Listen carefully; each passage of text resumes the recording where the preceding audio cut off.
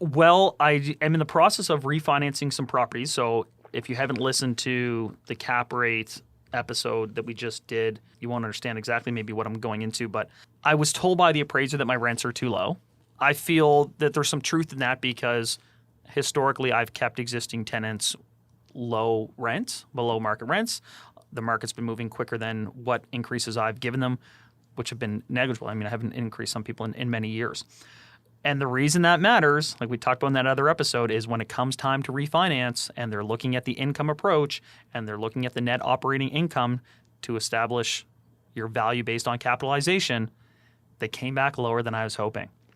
And the nuts and bolts of it are that if I was just charging an extra $50, $100 a month on these units, I'd be getting an extra few $100,000 on my refinances of these properties.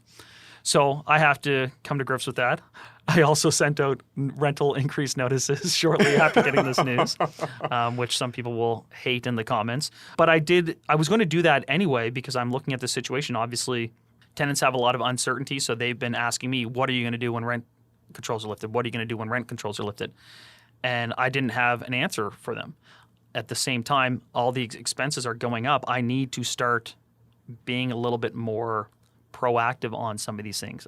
I've got tenants who have been at the same rent for 4, 5, even 6 years, and that's not a smart way for me to run my business because my expenses have gone up in those 4, 5, 6 years. In some cases, perhaps $200 a unit. So I'm losing money based on where I was.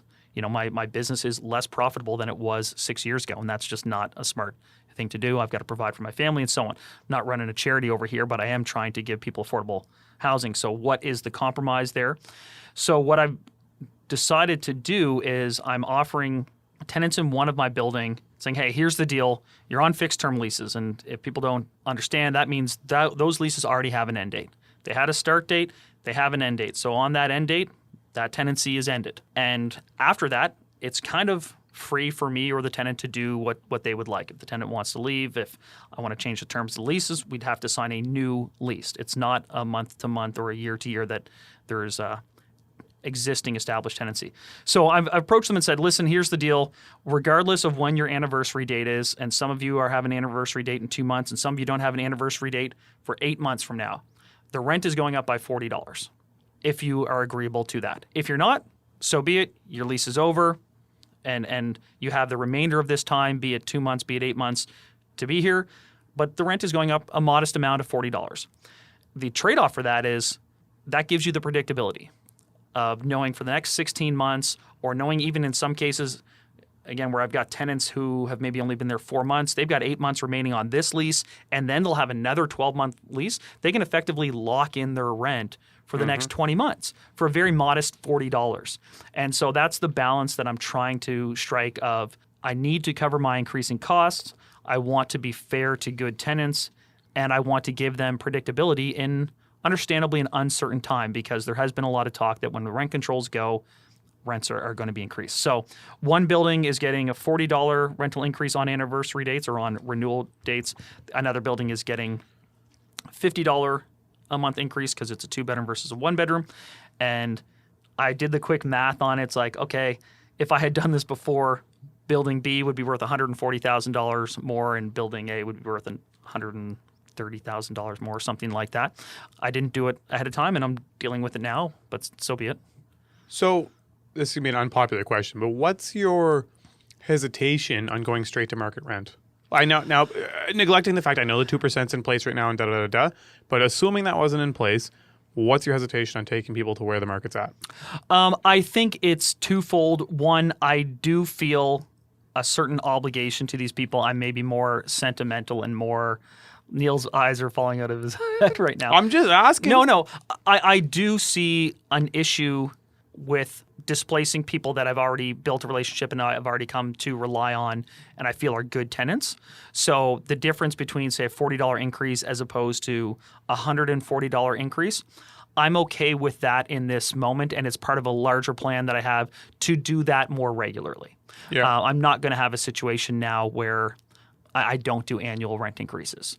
Yeah. So this is going to be a one-time catch-up. Make it more routine, and then you can pace make it more routine. But I have felt, to be honest, a little bit of a responsibility, like to not displace people en masse or not to price people out of the place that they've agreed to live with me in this kind of shared relationship. I've never believed in rent control ever.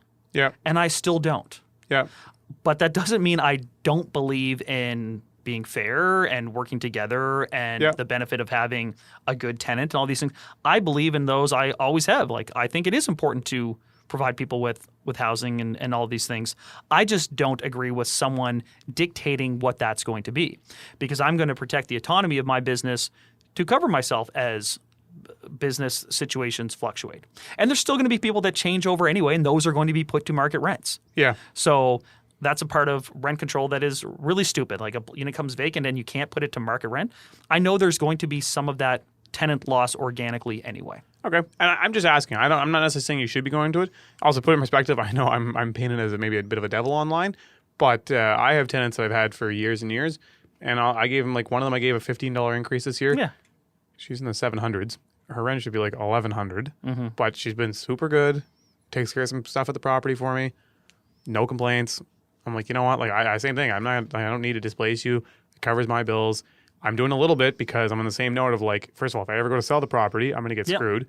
Or if I ever have to do anything, like this year we had to replace some decks, 2-story deck. It was like freaking $8,000 or something. Like, it was absurd. And I was like, holy crap. Like, so now I'm getting an extra $20 a month. I'm getting $250 a year. Maybe I'll pay that deck off in, like, never, because I'll have to put a new one in before I pay it off. So anyways, but what do you do with your more recent tenants who were closer to market 12 months ago, but let's be honest, the market has shifted? I'm going to increase those. So, like, I have buildings that I turned over recently. We rented them at market rents at the time, and we have some that are leaving. When they leave, we obviously go straight to market rent. Yeah, 100%. The ones that are staying, we're doing the same thing. It's bonus increases, like $50. Yeah. Yeah, it's the same. It's the same model. Then that's kind of what I'm doing. But some of mine are further maybe behind market though, because some of mine have gotten. And this is the challenge. Yeah. And if you don't, you're kind of screwing everybody in the same sense, because at some point it's going to come back to get them, right? Because now they're completely in this idea. Like, I know eventually, like, okay, someone's going to have to hit them with the market rent, or they're going to get booted out, and then they're, like, completely screwed.